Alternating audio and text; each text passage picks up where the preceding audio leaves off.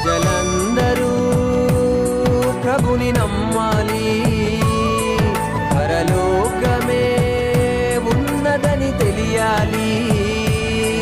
మరణించిన మనిషికి బ్రతుకు ఉందని మహనీయులకు తెలియాలి. క్రీస్తు ద్వారానే స్వర్గముందని ప్రతి మనిషి తెలుసుకోవాలి.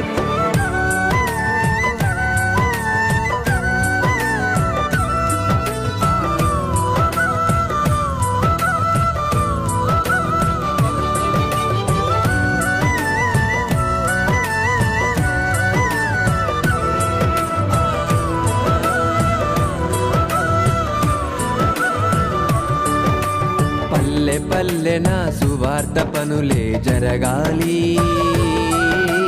పట్టణాలలో ప్రభు సభలే చెయ్యాలి.